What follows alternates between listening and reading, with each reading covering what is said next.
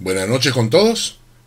Acá para continuar nuestros estudios sobre el Evangelio de Juan.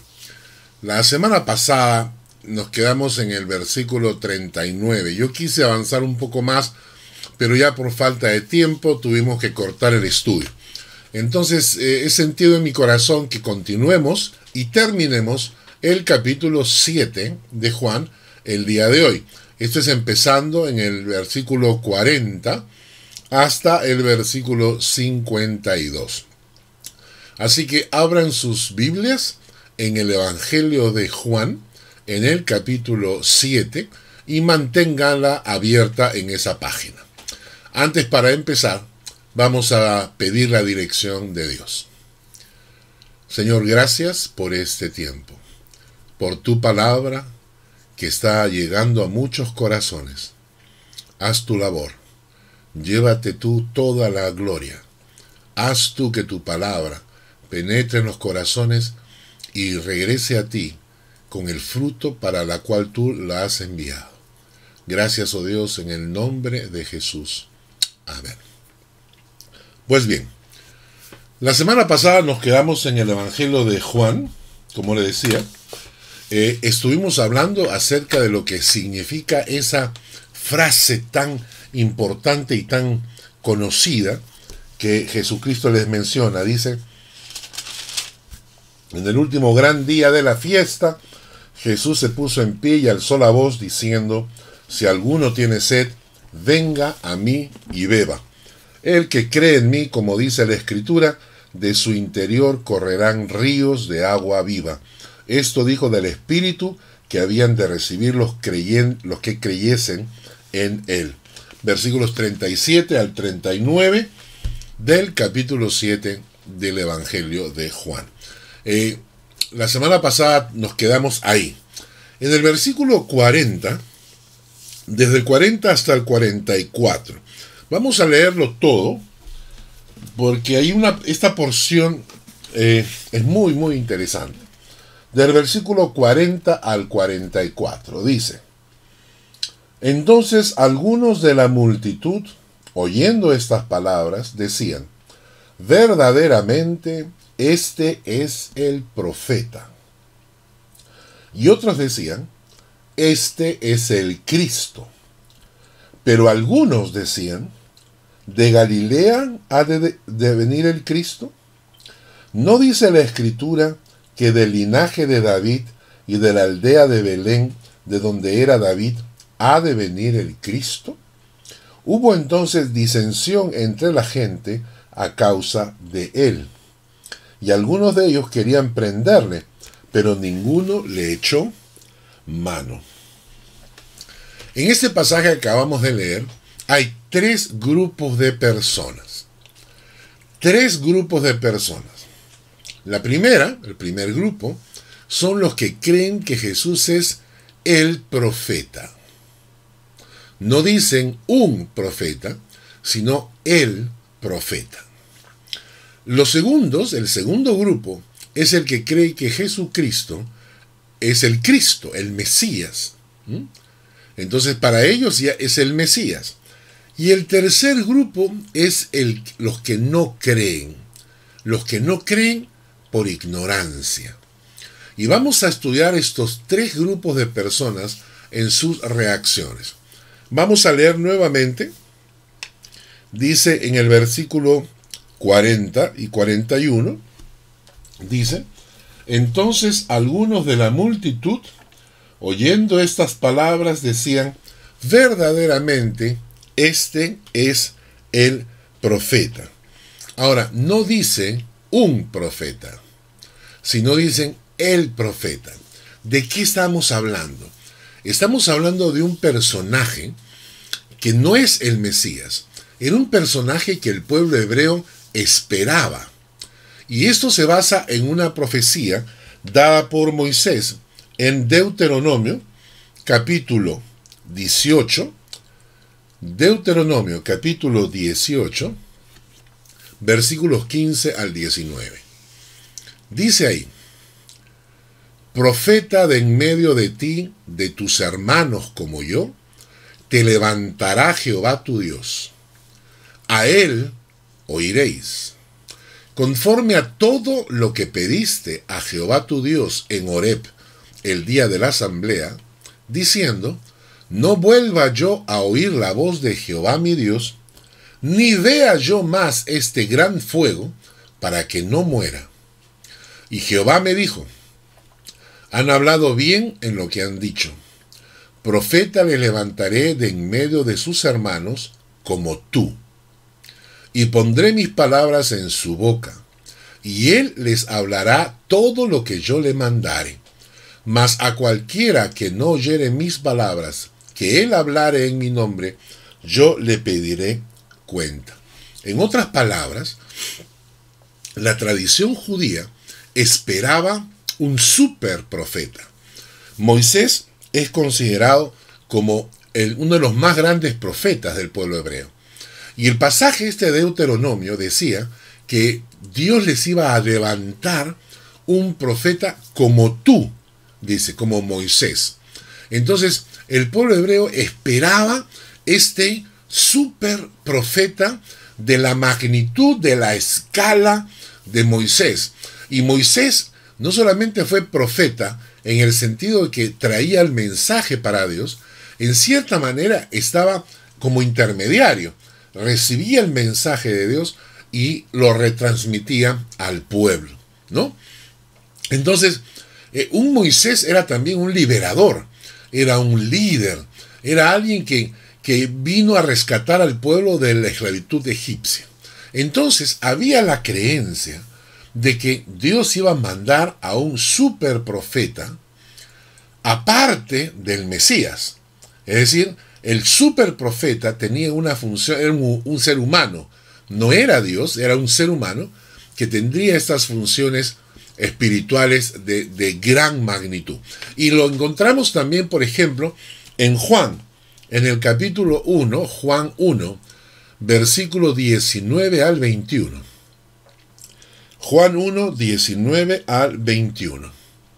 Dice así: este es el testimonio de Juan, cuando los judíos enviaron de Jerusalén sacerdotes y levitas para que le preguntasen, ¿tú quién eres?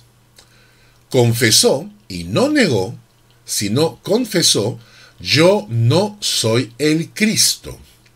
Y le preguntaron, ¿qué pues? ¿Eres tú Elías?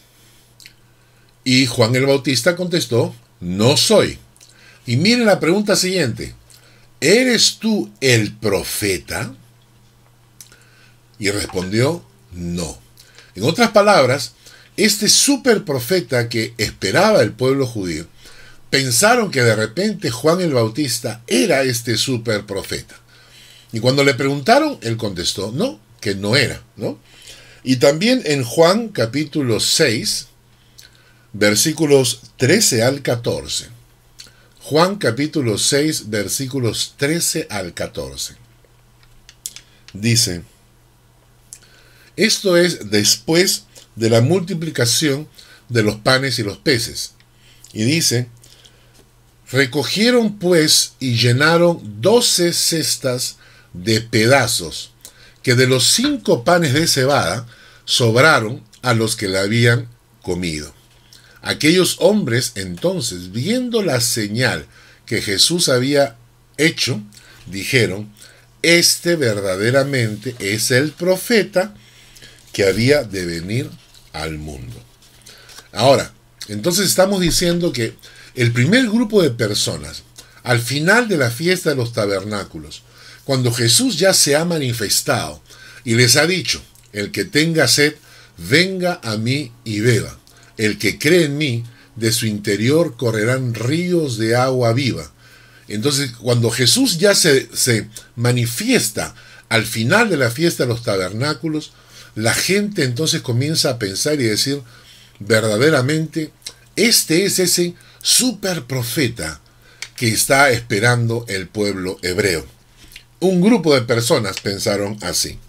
Antes de continuar con el segundo grupo, los que pensaban que no era el superprofeta, sino que era el mismo Mesías que estaban esperando.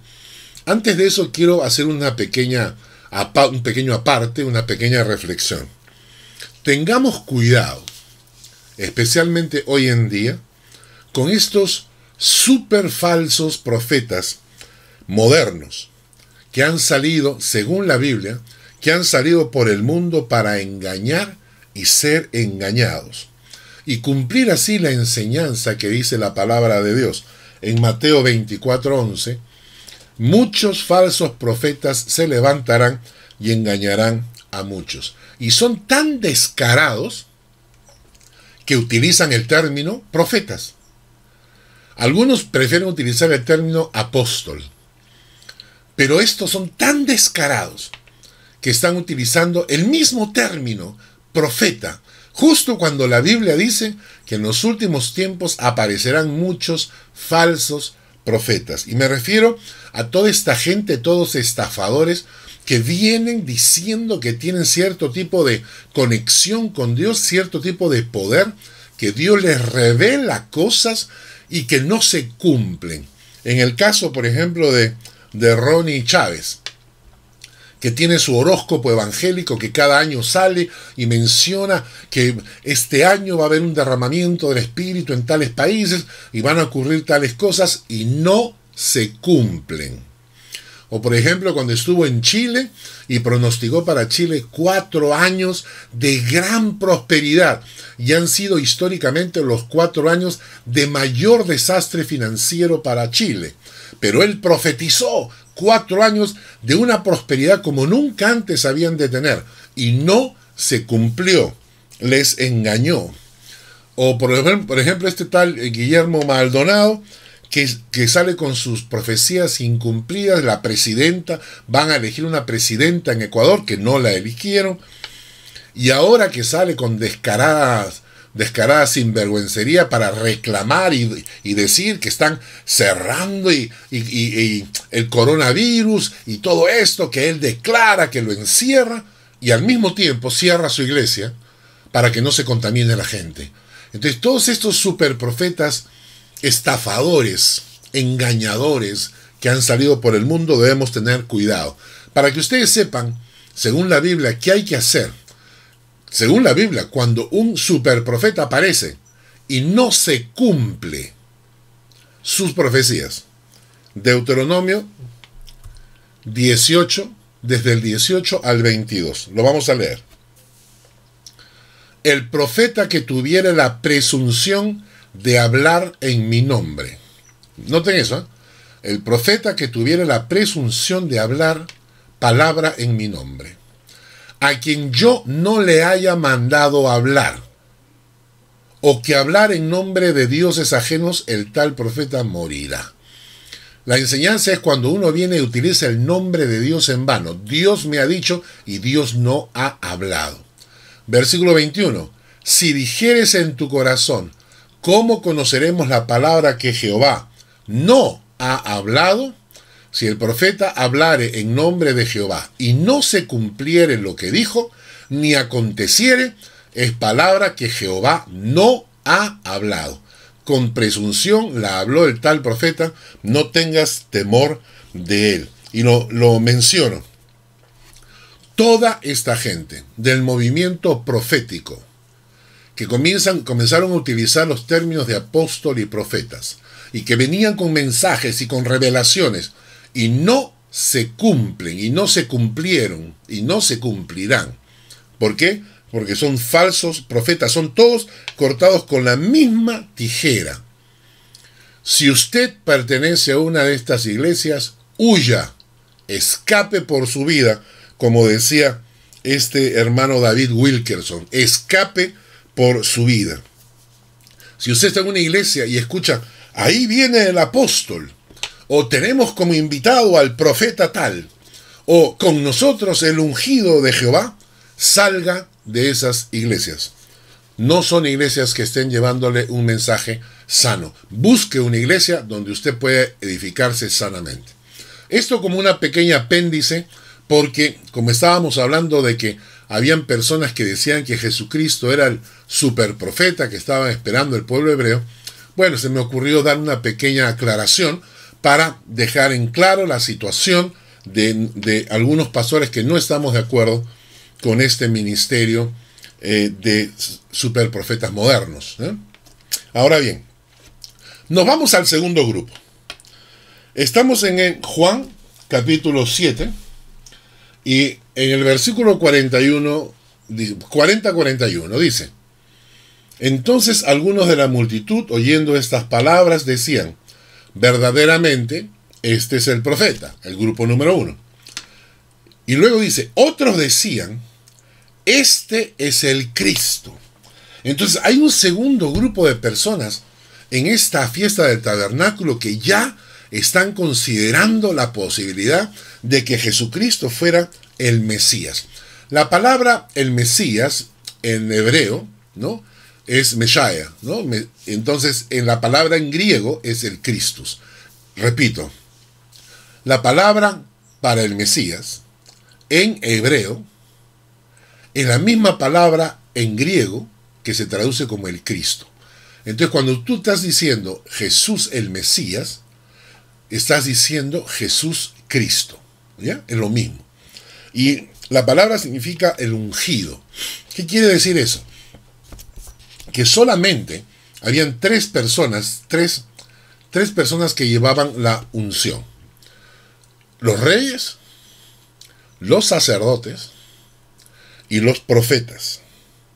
Y el pueblo judío esperaba la manifestación de un hombre especial que venía directamente de Dios, enviado de Dios, y que iba a cumplir estas tres características: rey, profeta y sacerdote.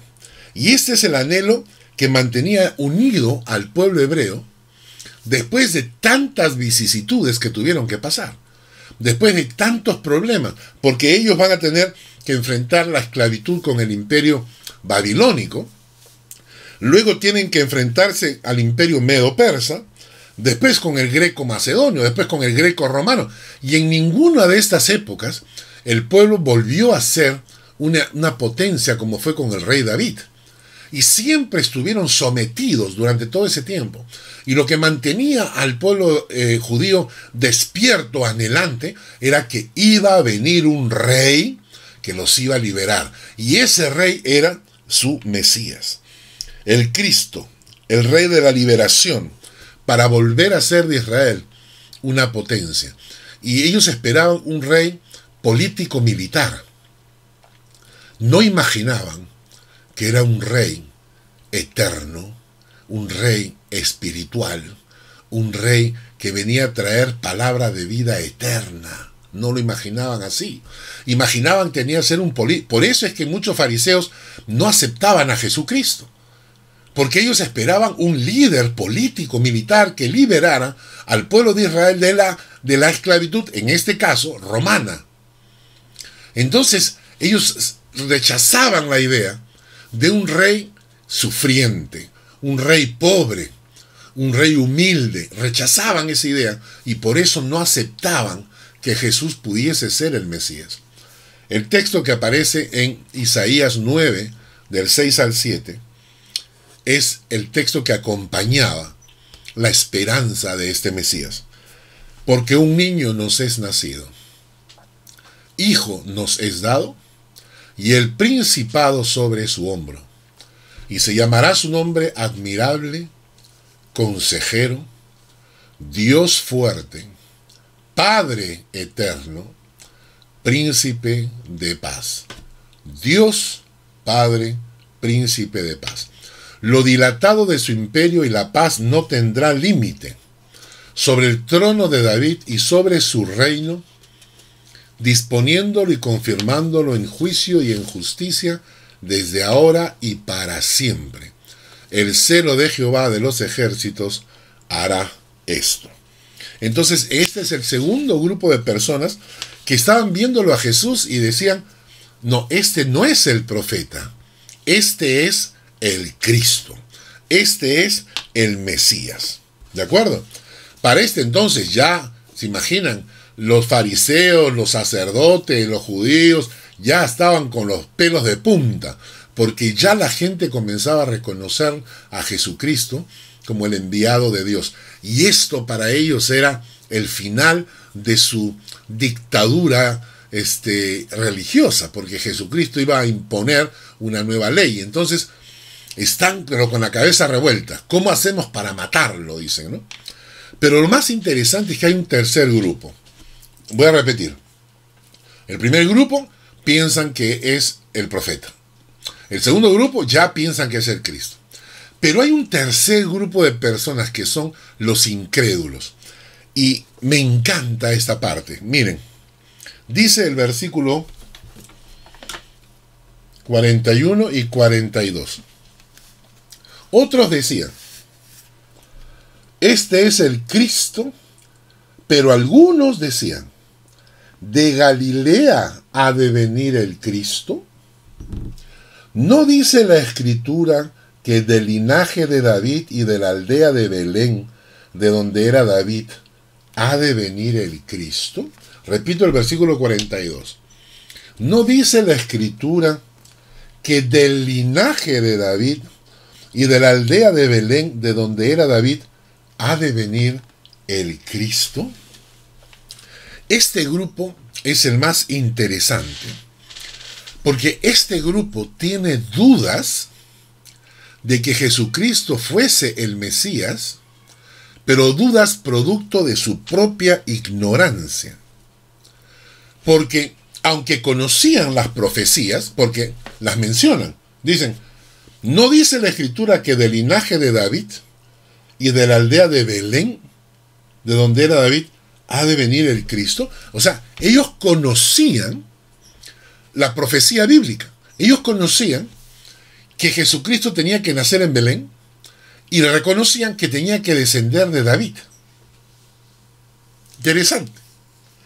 Ahora, ignorar los hechos les hizo perder la oportunidad de reconocer al Mesías y de obtener salvación para sus almas.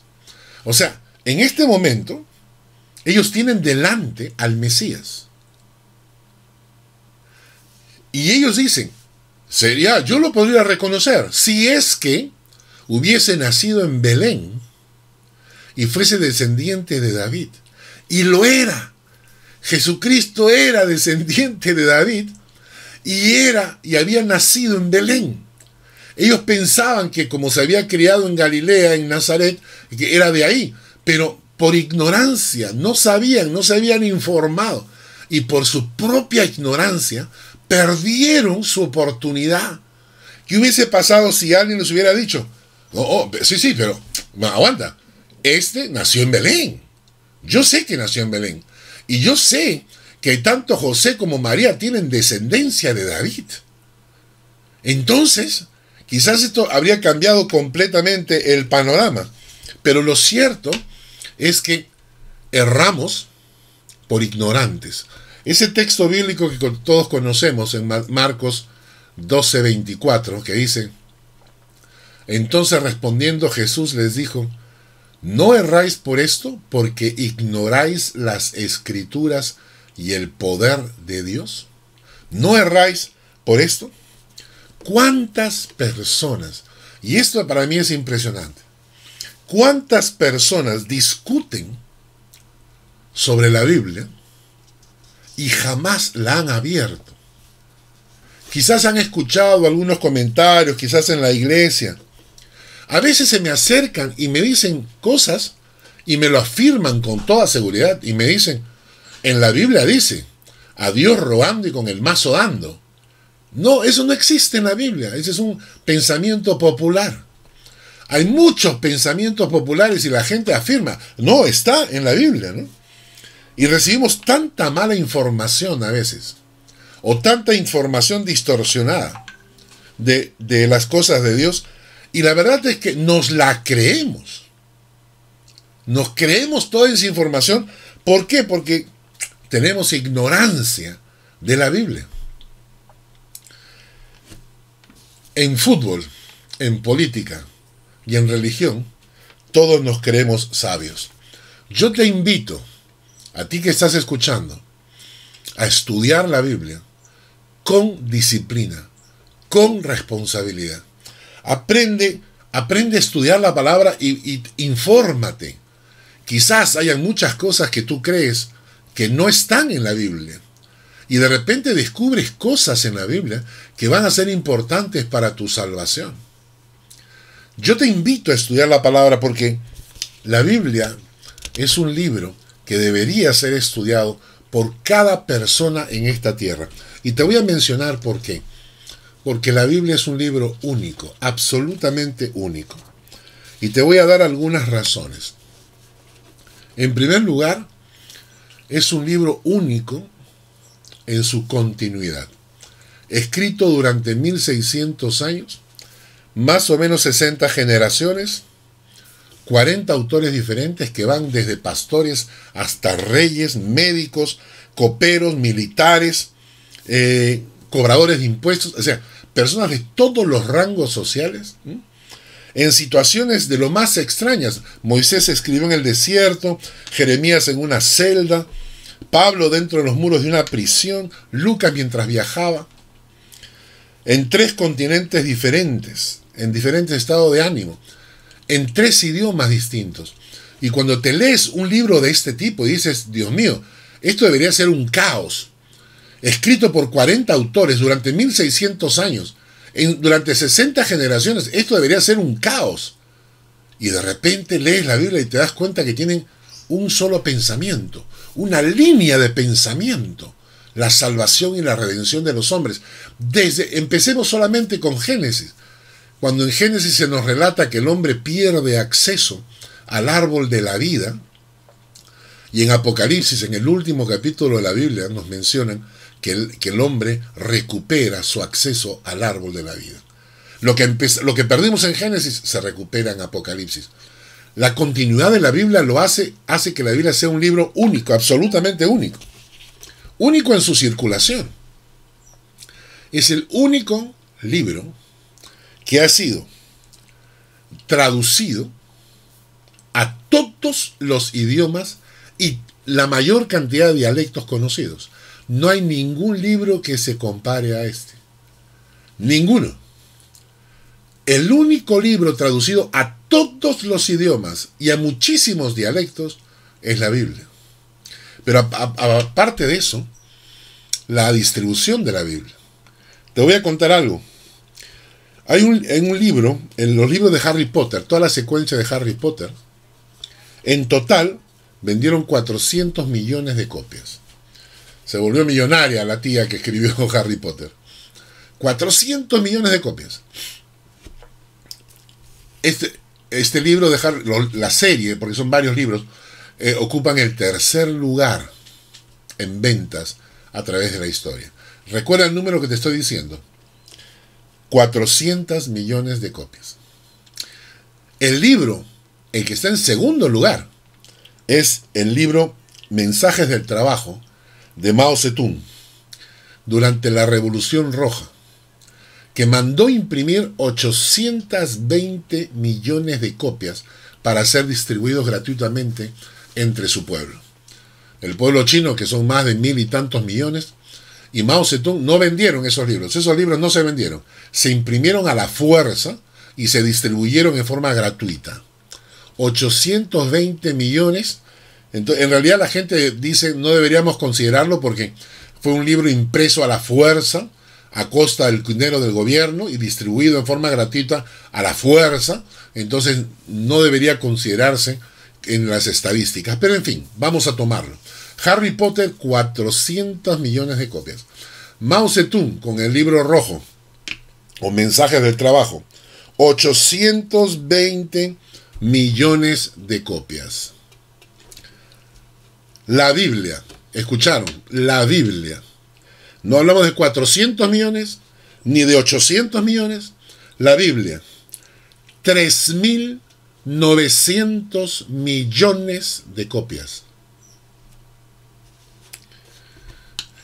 3.900 millones de copias. Ahora, si tú eres una persona imparcial, tienes que decir lo siguiente.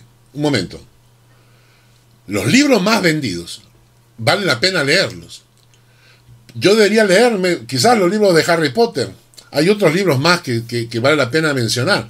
El diario de Ana Frank es un libro que se vendió muchísimo también, ¿no? En fin, el libro del rojo también deberíamos leerlo para tener información. Pero si la Biblia ha sido traducida y distribuida y tienes 3.900 millones de copias, una persona imparcial, honestamente imparcial, diría, tengo que leer la Biblia, por lo menos una vez. Es lo correcto, es lo decente. Por lo menos debería leer la Biblia una vez, ¿no? Pero hay un punto más que menciono, que la Biblia es única y por lo cual debería ser estudiada. Porque la Biblia es única en su supervivencia. Única en supervivencia. Ahora, ¿qué significa esto? Si hay un libro que ha sido perseguido, es la Biblia, y no sé por qué. Quizás porque es el libro de Dios. ¿Por qué prohibir la Biblia en la Revolución Comunista en Rusia? ¿Por qué quemar las Biblias en China durante la Revolución Roja? ¿Por qué en los países musulmanes se prohíbe el ingreso de la Biblia? No hay un solo libro prohibido en otros países como la Biblia. La Biblia es perseguida, ha sido quemada, ha sido destruida y sin embargo sigue adelante. Y la gente dirá, yo no sé por qué la gente le tiene tanto odio a la Biblia, pero lo interesante es esto, y me pongo a pensar, si realmente es el libro de Dios, y realmente existe un diablo, si tú fueras ese diablo, ¿no perseguirías al libro de Dios? ¿No tratarías de impedir que el libro de Dios llegara a los oídos y a los ojos de la gente? Entonces la Biblia, única en su continuidad, única en su distribución, única en su reproducción, en su traducción, única en supervivencia. El libro más criticado, la Biblia, y continúa. ¿Y no te hace pensar todo esto? Una persona honesta no debería decir, sí, yo debería estudiar la Biblia por lo menos una vez en la vida, en la vida debería leerla, por lo menos. Y te voy a dar 7 razones por las cuales deberíamos estudiar la Biblia. Porque así como hay personas, ¿ya? Así como hay personas como estas que estaban junto a Jesús, que por ignorancia perdieron la oportunidad de su salvación, porque tenían al Mesías delante y por ignorancia no supieron qué hacer. Así también hoy en día hay muchísima gente que ignora las Escrituras y se cumple el texto, erráis porque ignoráis la Escritura. Y te voy a dar 7 razones. Primera, debemos estudiar la Biblia porque existe muchísima enseñanza falsa circulando por ahí. Dice el texto de Efesios capítulo 4, versículo 14, para que ya no seamos niños fluctuantes, llevados por doquiera de todo viento de doctrina, por estratagema de hombres que para engañar emplean con astucia las artimañas del error. Hay muchísima gente engañando, mintiendo, llevando un mensaje falso a las personas. Y la única manera de contrarrestar tanto mensaje falso es conociendo la Biblia. Estudiar la Biblia porque existe muchísima enseñanza falsa circulando por ahí. Punto 2. Debemos estudiar la Biblia para descubrir el camino que nos lleva a Dios, porque la Biblia es el libro justamente para eso, que fue escrita y Dios hizo que la Biblia fuese escrita para que nosotros recibiéramos el mensaje, cómo llegar a Dios. Juan 14:6 dice, Jesús les dijo, yo soy el camino, la verdad y la vida. Nadie viene al Padre sino por mí. Y entonces la Biblia nos está diciendo, mira, este es el camino. ¿Y qué tengo que hacer con ese camino? Ahí está. Debemos estudiar la Biblia para descubrir el camino que nos lleva a Dios. Tercero, debemos estudiar la Biblia porque conoceréis la verdad y la verdad os hará libres. En Juan 8:32 se dice ese texto: conoceréis la verdad y la verdad os hará libres. Ustedes no saben la cantidad de mentiras y engaños que a veces tenemos como parte de la cultura, como parte de la sociedad, y vivimos engañados en una serie de mentiras y falsedades y no sabemos la verdad. Y la Biblia dice que la Biblia te va a revelar la propia verdad. Conocerás la verdad y la verdad te hará libre. Hace un tiempo me invitaron a predicar o a dar una pequeña reflexión en una revista llamada Caretas en el Perú, hace varios años atrás. Y les prediqué esto. Les dije: y conocerán la verdad, y la verdad os hará libres. Porque conocer la verdad te libera de la ignorancia. Yo les invito a estudiar la Biblia para conocer la verdad, para que sean libres. El punto 4. Debemos estudiar la Biblia para conocer las profecías anunciadas por Dios, para prepararnos para los eventos futuros. Daniel 10:14 nos dice: he venido para hacerte saber lo que ha de venir a tu pueblo en los postreros días, porque la visión es para esos días. Cuando estudiamos la Biblia, descubrimos las profecías que están escritas ya de antemano. Y cuando tú estudias la Biblia dices: ah, caramba, mira, la profecía es clara. Hay muchísima gente que a veces cuando vienen problemas como este del coronavirus, o de repente algún terremoto, o de repente hay unos sonidos raros en el cielo, y la gente comienza a decir: las trompetas, están sonando las trompetas. No, no pueden ser las trompetas. ¿Por qué? Porque la Biblia enseña claramente cuándo van a venir las trompetas en el cielo. Y no se ha cumplido nada de lo que tiene que ocurrir antes. Entonces, cuando uno conoce la Escritura, no te dejas engañar. Cuando la gente me dice: ¿están sonando las trompetas en el cielo? No, no pueden ser las trompetas en el cielo. Tiene que haber otra explicación. ¿Por qué? Porque cronológicamente en la Biblia la profecía indica que antes de las trompetas tienen que venir una serie de eventos que todavía no han ocurrido. Así que cuando tú estudias la Biblia, sales de la ignorancia porque aprendes profecías bíblicas y conoces lo que está escrito que va a ocurrir. Quinto punto. Debemos estudiar la Biblia porque Dios se ha revelado en ella. Así que por medio de ella puedo conocer al verdadero Dios de la Biblia y no la falsa imagen que nos han vendido de Dios. A veces nos han vendido una imagen de un Dios policía que está ahí listo para castigarte apenas te equivocas. O es el Dios bombero al cual podemos ir y buscar solamente cuando hay un incendio. O el Dios limosnero al cual vamos y le damos unas propinitas y para que se quede tranquilo, unas moneditas del bolsillo, y con eso queda calmada nuestra conciencia. O a veces nos han enseñado de que Dios es tan bueno, tan bueno, tan bueno, que no importa el pecado que tú hagas, igual te va a perdonar, porque Él es bueno, bueno, bueno, bueno. Y todas estas cosas a veces se diferencian del verdadero Dios de la Biblia. Y por eso, cuando estudiamos la Biblia, Dios se ha revelado en ella. Cuando tú lees la Biblia, descubres cuál es el Dios real que está en la Biblia y aprendes cuál tipo de relación quiere tener contigo. Punto 6. Debemos estudiar la Biblia porque eso hace de mí una mejor persona. Y esto es cierto. La moralidad que nosotros tenemos en Occidente proviene de la escritura bíblica. Pueden decir lo que quieran, pero la moralidad proviene de la Biblia. Sin Biblia no habría moral. ¿Qué te determina qué es bueno y qué es malo? ¿Qué te dice qué es bueno y qué es malo? ¿La conciencia de la gente? Pues Hitler sentía que estaba haciendo bien cuando mataba a los judíos. Y Mao Zedong sintió bien cuando asesinó a esos millones de chinos con la Revolución Roja. Y Stalin mató millones, ¿no?, en nombre del comunismo. Entonces ellos se sentían bien, se sentían tranquilos. ¿Quién te determina qué es bueno y qué es malo? La Biblia nos enseñó y dio los fundamentos de la moralidad de nuestra sociedad. Y cuando tú lees la Biblia, descubres un montón de enseñanza que busca que seamos mejores personas.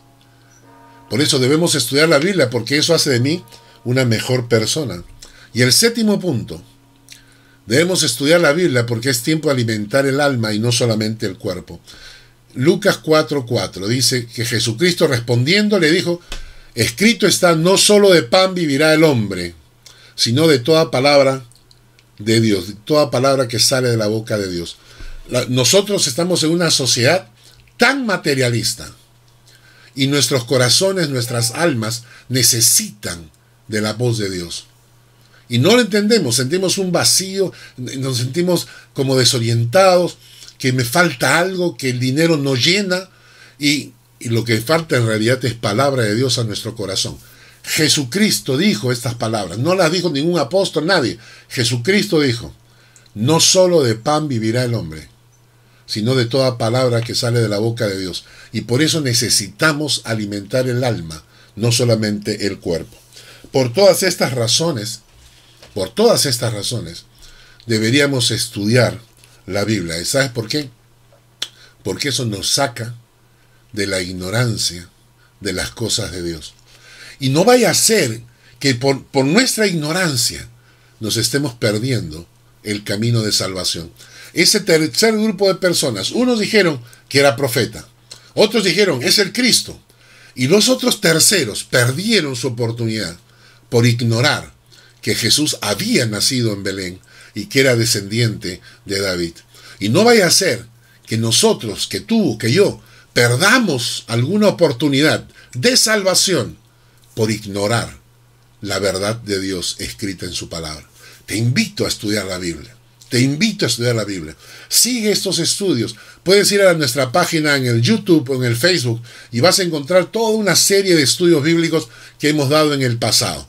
Te invitamos a que abras tu Biblia y empieces a estudiarla. Ora a Dios antes y dile, Señor, háblame, enséñame, dirígeme. ¿Ok? Vamos a terminar con el capítulo 7 de Juan. Y nos vamos a los versículos 45 al 52. En sus Biblias, Juan capítulo 7, versículos 45 al 52. Dice el texto: los alguaciles vinieron a los principales sacerdotes y a los fariseos, y estos les dijeron, ¿por qué no le habéis traído? ¿Qué había pasado? Los fariseos y los principales sacerdotes ya estaban con miedo de Jesucristo. La persona de Jesucristo ya les causaba miedo. Y entonces mandaron a unos alguaciles para que lo arresten. No había motivo para arrestarlo. Que utilizaran cualquier disculpa, pues disturbio popular, cualquier mentira para que lo apresaran. Pero estos alguaciles fueron y no lo arrestaron. En cambio, versículo 46 contestan: los alguaciles respondieron, jamás hombre alguno ha hablado como este hombre. Jamás hombre alguno ha hablado como este hombre. Y esa frase a mí realmente me impactó. Porque si hay algo que impresionó siempre y ha impresionado a través de la historia, son las enseñanzas de Jesús. Y ya cuando él era muy adolescente, ya se enfrentaba en Mateo capítulo 7, versículo 28 al 29, nos dice: y cuando terminó Jesús estas palabras, la gente se admiraba de su doctrina, porque les enseñaba como quien tiene autoridad y no como los escribas. Y recuerdan cuando Jesús tenía 12 añitos y su familia había ido a Jerusalén a celebrar la fiesta y ellos se habían regresado y Jesús se quedó sin decirle nada ni a José ni a María. Y se quedó y dice que lo encontraron en el templo discutiendo con los ancianos sabios. Y cuando su mamá le reclamó, ¿por qué no nos has dicho nada? ¿Por qué te has quedado acá? Nos hubieras avisado, ¿no es cierto? Jesucristo lanza esa frase que dice: ¿no sabíais que en los negocios de mi Padre me es necesario estar? Y ya comenzó a revelarse como el Mesías. Y Jesucristo ha dicho frases que, como dicen estos alguaciles, dice: jamás hombre alguno ha hablado como este hombre. Rápidamente voy a hacer un abuelo de pájaro. Vamos a leer una serie de versículos para que ustedes se den cuenta cómo las frases de Jesús han impactado en nuestra cultura, en nuestra sociedad, y cómo las palabras de Jesús han cavado hondo, ¿no? Vamos a leer algunos versículos. Mateo 20, 28. El Hijo del Hombre no vino para ser servido, sino para servir, y para dar su vida en rescate por muchos. Juan 14, 6. Y Jesús les dijo: yo soy el camino, la verdad y la vida. Nadie viene al Padre si no es por mí. Mateo 19, 14. Dejad que los niños vengan a mí, porque de los tales es el reino de los cielos. Otro texto más. Y como insistieran en preguntarle, se enderezó y les dijo: el que de vosotros esté sin pecado, sea el primero en arrojar la piedra contra ella. ¿Qué aprovechará el hombre si gana todo el mundo y se destruye o se pierde a sí mismo? ¿Por qué miras la paja que está en el ojo de tu hermano y no echas de ver la viga que está en tu propio ojo? ¿Se van dando cuenta que todas estas frases marcaron nuestra vida y marcaron nuestra historia, nuestra cultura? Jesús respondiendo dijo: escrito está, no solo de pan vivirá el hombre, sino de toda palabra de Dios. Y Jesús decía: Padre, perdónalos porque no saben lo que hacen. Y repartieron entre sí sus vestidos, echando suertes. Ninguno puede servir a dos señores, porque o aborrecerá al uno y amará al otro, o estimará al uno y menospreciará al otro. No podéis servir a Dios y a las riquezas. Mateo 10, 16. He aquí que yo os envío como ovejas en medio de lobos. Sed pues prudentes como serpientes y sencillos como palomas. Y todos estos versículos nos hablan de Dios. Por falta de tiempo no podemos detenernos a leerlos todos, ¿no? Pero cuando termine el estudio, ustedes pueden retroceder y repasar todos estos versículos. Hay muchos más, ahí los tienen. Marcos 9:40, Marcos 6:3, Mateo 6:3, Mateo 20:26, Lucas 11:9, Mateo 18:3, Mateo 20:16, etcétera, etcétera, etcétera. Son varias páginas con textos bíblicos. Noten ustedes, estoy poniéndolas en este momento en la pantalla. Y todos estos textos fueron marcando nuestras vidas. Y son palabras que salieron de la boca de Jesús. Venid a mí todos los que estáis trabajados y cargados, yo os haré descansar. En fin. Ahora, antes de continuar, las palabras de Jesús no solamente marcaron la historia, sino que realmente impactaron y partieron la historia en dos. Les voy a leer un texto que fue escrito hace muchos años, que se llama Una vida solitaria.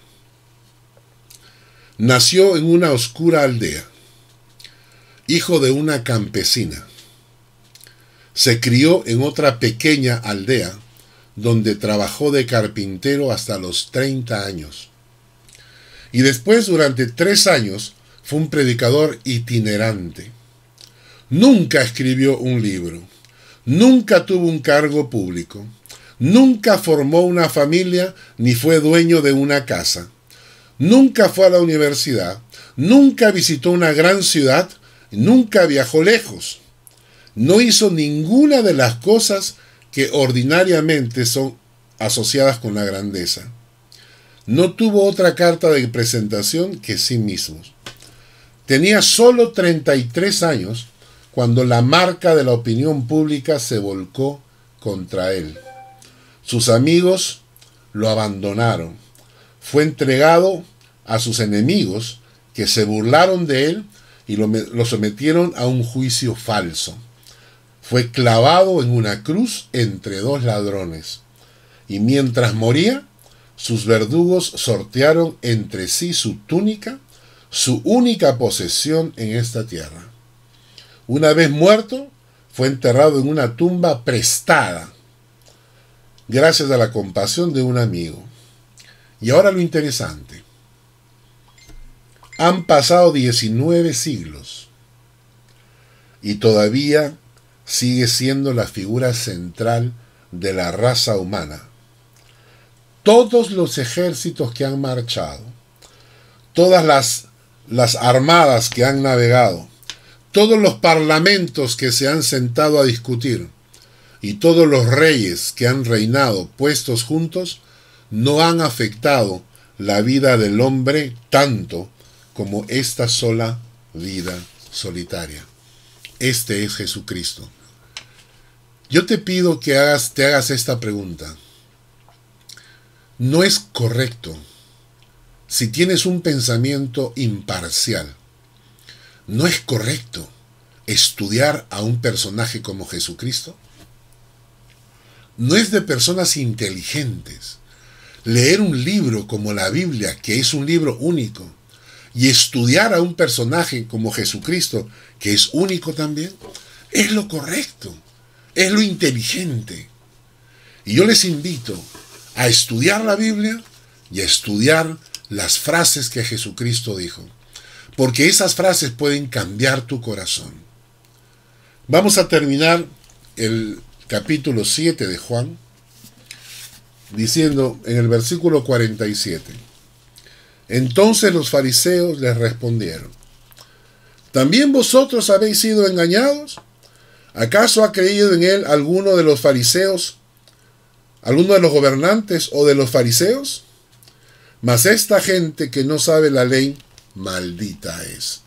Los fariseos y los sacerdotes religiosos estaban diciendo que el que creía en Jesucristo era un maldito, era un tonto, porque ellos, que eran grandes conocedores, ellos no habían creído. Y al final, ellos fueron los que se condenaron. Versículo 50 dice, y les dijo Nicodemo, el que vino a él de noche, el cual era uno de ellos, ¿juzga acaso nuestra ley a un hombre si primero no le oye y sabe lo que ha hecho? Respondieron y le dijeron, ¿eres tú también Galileo? Escudriña y ve que de Galilea nunca se ha levantado profeta. Y acá hay algo muy interesante. En el capítulo 3 de Juan aparece Nicodemo como un personaje que va a buscar la verdad y le pregunta a Jesucristo, ¿qué tengo que hacer para recibir la vida eterna? Y Jesucristo le contesta, le dice, de cierto te digo que si no nacieres de nuevo, no puedes ver el reino de Dios. En este grupo de personas, de este grupo de fariseos y de sacerdotes que estaban negando a Jesucristo, en medio de ellos estaba Nicodemo. Y Nicodemo sale a la defensa, sale a defender a Jesucristo. Y le dice, un momento, ¿por qué lo estamos condenando? ¿Acaso nuestra ley no dice que no debemos juzgar hasta escuchar la otra versión? Pero este Nicodemo ya había estado con Jesús. Y le dijo Jesús una frase que yo la dejo en tu corazón. De cierto te digo, que el que no naciere de nuevo no puede ver el reino de Dios. Está en el capítulo 3 de Juan. Juan 3, 16. No, perdón. Está en el Juan 3, 3. Juan 3, 3.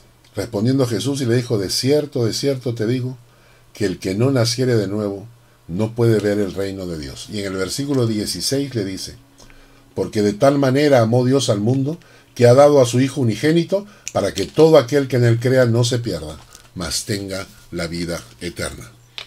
Te invito a creer en Jesucristo, y acércate a él y dile, Señor, quiero nacer de nuevo. Quiero nacer de nuevo. Dame la oportunidad de pasar por ese milagro espiritual, sobrenatural, que es el nuevo nacimiento.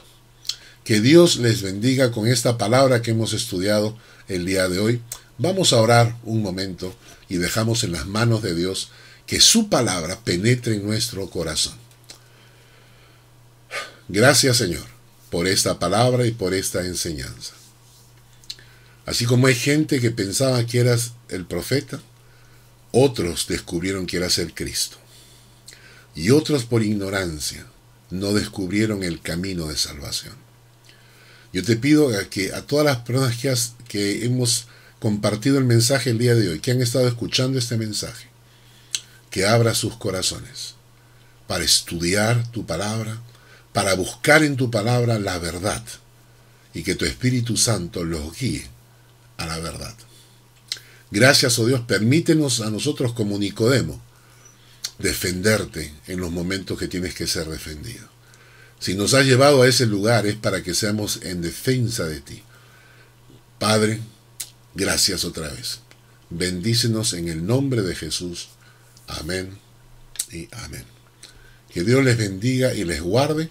Los invito el día domingo a las 10 de la mañana para nuestro servicio de adoración live por Facebook. Que Dios los acompañe.